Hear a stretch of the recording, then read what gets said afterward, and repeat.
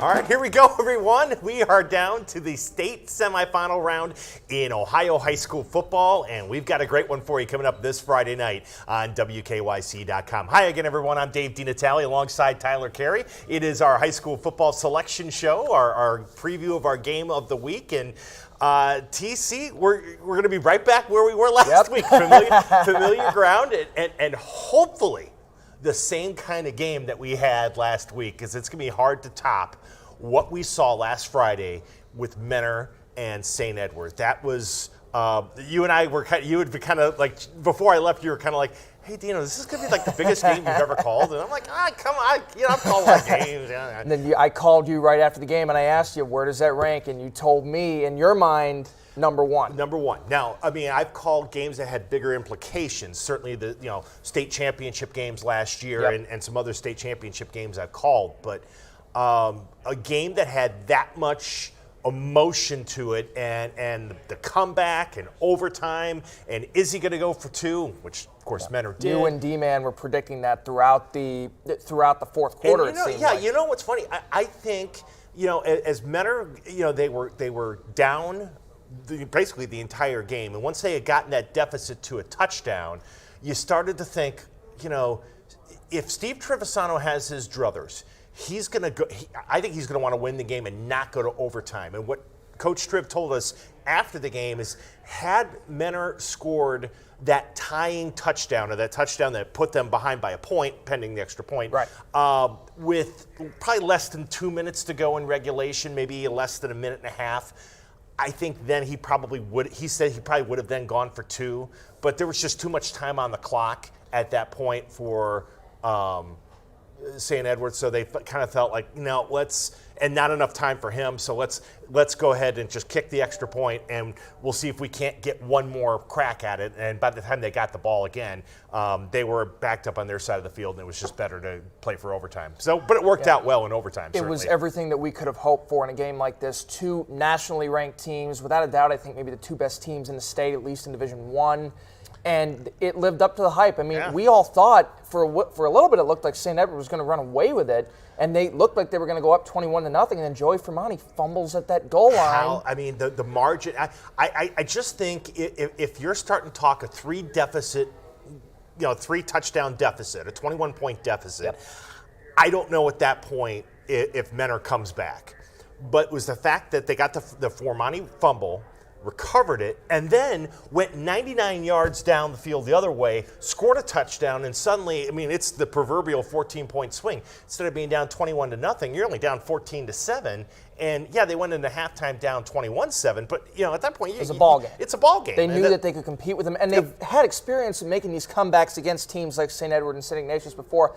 And I got to note this: Ian Kipp. What a game that young man had. I believe this tremendous. Is his first year as a starter. He's only a junior. He's already got a few offers from some D1 schools. I imagine he's going to get some more after performances like that. But just an incredible performance. It was a joy just to listen to it and to see the highlights later, and I'm sure it was even more of a joy to call it. Yeah, it really was. It was. And my heart, as the game ended, and a lot of times after the game's over, like we're hustling down on the field to try and get coach and players. We kind of had a feeling we would have a better, there was more media, so we were going to have time. So it gave us just a chance to kind of reflect on the game a little bit, and you feel so good for Mentor because they've dedicated everything to win one for the coach. We want to get Coach Trevisano a championship. The seniors are, trying to go out as winners. They don't want to be the class that, Coach Triv's season ended on, or his career ended on. So the togetherness of Mentor, something I took with me. But St. Edward, on the flip side, they really were. It's so difficult to be the defending champion and to have everybody gunning for you. And the schedule that Tom Lombardo puts together, just like what St. Ignatius and Chuck Kyle, playing outside of Ohio and sometimes outside the country. I mean, you get everybody's best game when you're the defending champs. And they were worthy champions. They really were. And really a likable group, too. Absolutely. I mean, sometimes private schools like St. Edward, they get this reputation of, oh, these are the prep school kids. They got people gunning for them, but these are just really good kids, a good coaching staff. Yep. That they teach these guys to win the right way. And you're right, they really carried that mantle very well this entire year. Yeah. And it's a shame that one team had to lose on Friday night. Mentor ended up winning that game, but hats off to St. Edward. They really had nothing to be ashamed of. Their 2 losses this year, both to Mentor by a single point each. Yep. That close to maybe another state championship and maybe even a national championship. Right. So, all that now said, as we kind of look back at this game, we're going to go right back to Byers Field this Friday for Black Friday, our game of the week. We'll go over to Division II as Dennis Maniloff and I will greet you from Byers Field, Bolton Stadium. Again, it'll be right around 7 o'clock kickoff. It will be the Massillon Tigers, Washington High School. Fresh off of their victory against Hoban. They did it. They did it. After all of the hype and everything, building up from last year's state championship loss, the Tigers took care of business. They beat Hoban.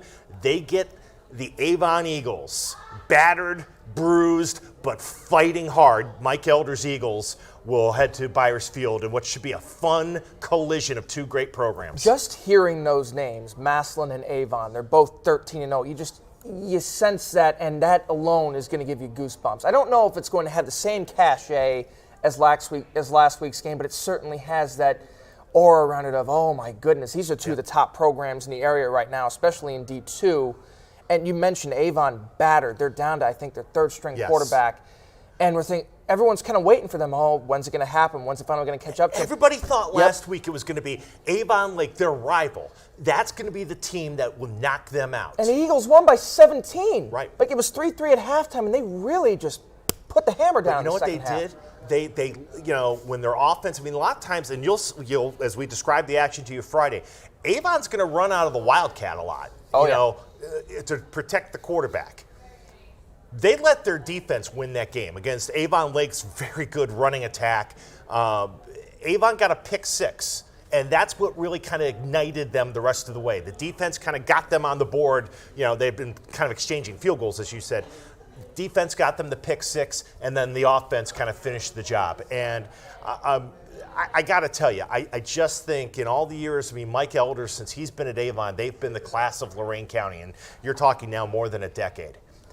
That I think was his best coaching job. He's had 100%. Eagle teams in this position before, and even at the state championship game before. This was his best coaching job, I believe, 100%. right now, what he's doing right now with this team. When you take the fact that they managed to still get to number 1 in the region, and what is a tough conference that they play in, and to really breeze through the playoffs against some very good teams, and just looking at what they've done, and I think you've got to give a lot of credit to that defense. I think that this is the best defense that Massillon is going to play all year, despite the fact that even they have a couple of starters down.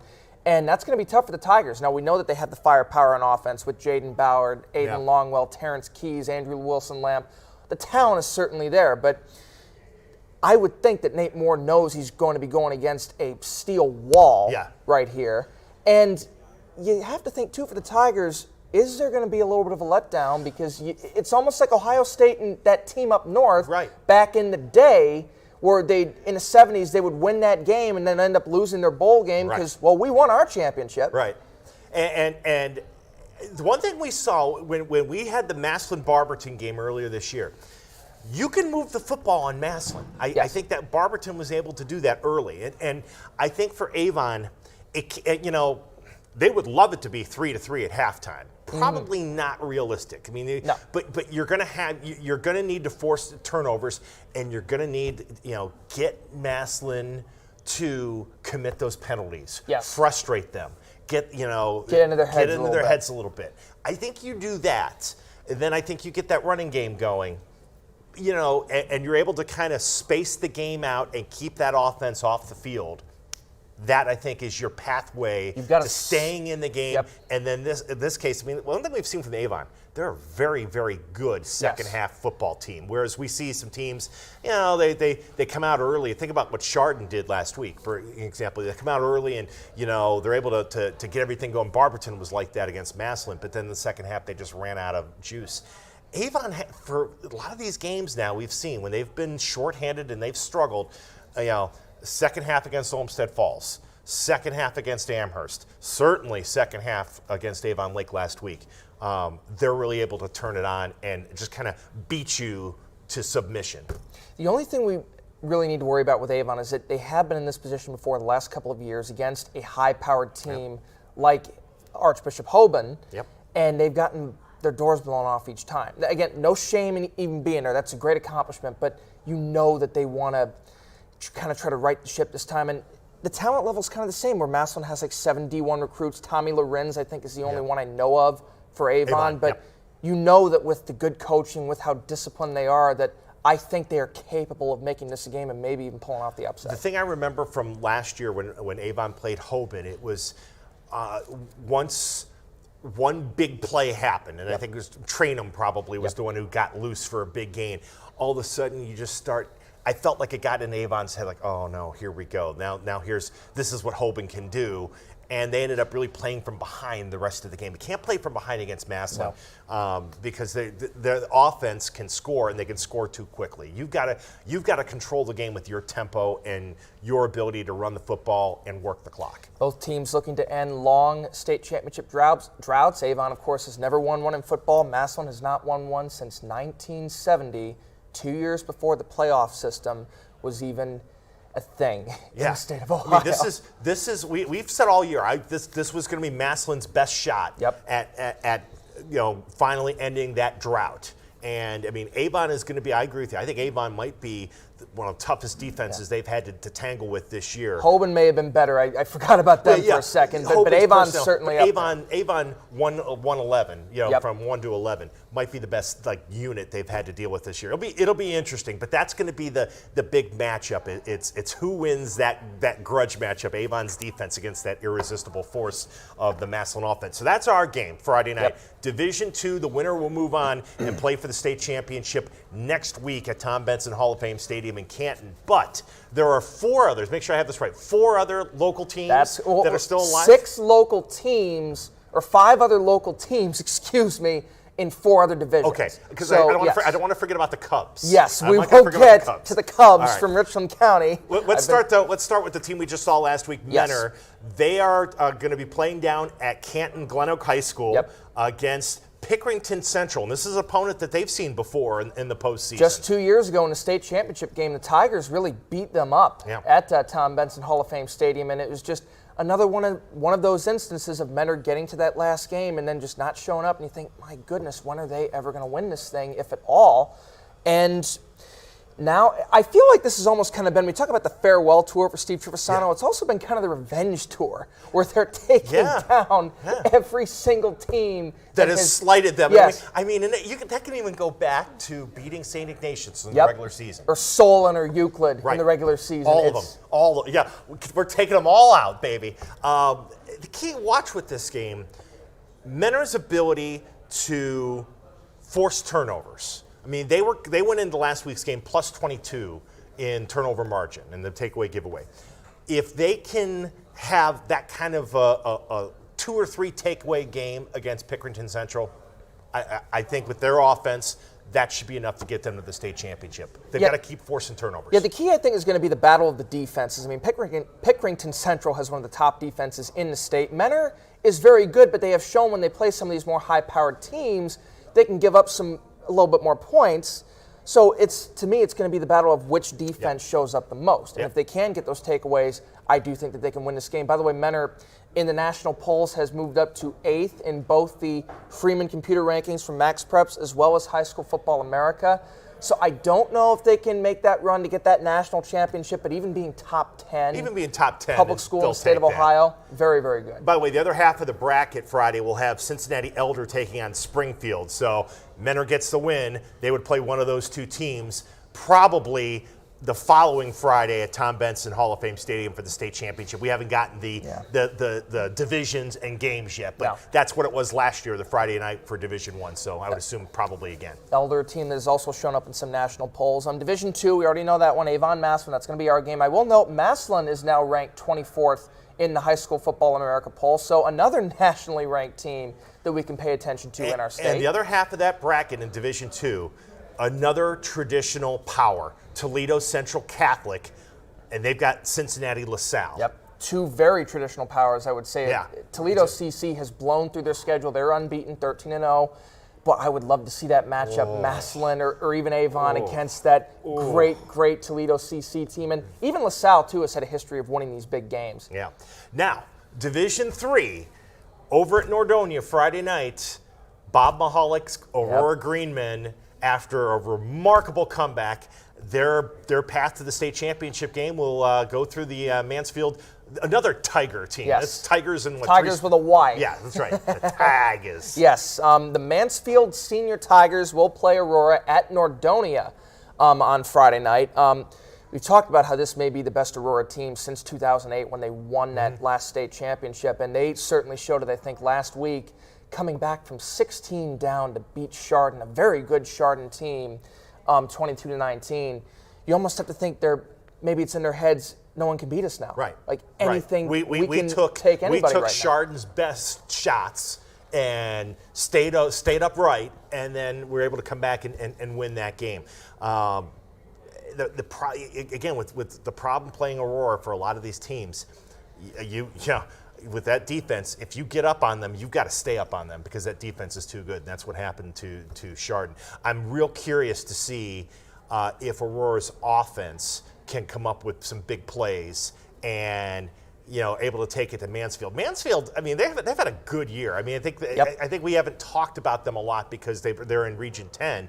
But they've had a really good year. Well, and the star of this game is going to be Angelo Goes for the Tigers. He's a two-way player. He's committed to Michigan State as a cornerback, but as a running back last week, he scored the game-winning touchdown in overtime to beat Sandusky and make it to this state semifinal game. And by the way, Mansfield has not won a state title since 1941. Wow. That's before even the polls were a thing. That's right. The U.S. had not yet entered World War II. The last time Mansfield won a state football championship, Dino. And here this is their opportunity. They'll play Aurora Friday night over at Bullion Stadium in Nordonia. The other half of the bracket will have Trotwood Madison, who was the runner-up last year against Kenston. Trotwood Madison will take on Columbus Bishop Hartley in the other game. So that'll be over at London High School. Going to be a lot of fun. Division 4, I will note real quick, no more local teams. Perry, the top seed in their region, lost to Poland Seminary on Saturday night, 21-13. That offense just got shut down. Still a good season for the Pirates, finishing 12-1, but certainly a heartbreaking finish. Division 5, though. Kirtland moving up a division that didn't hurt them at all, did it, Dino? Nope. Their closest win this year has been by 14 points in the opening round game, and I think that ended up being a wake-up call. Yeah. They beat up New Franklin Manchester last week, and this week they will take on Oak Harbor, also undefeated, in Strongsville in the state semifinal. Yeah, and it's funny. Tiger Laverty was out at our game Friday night. He took in some of Menor and St. Ed's, and then obviously got ready for his game.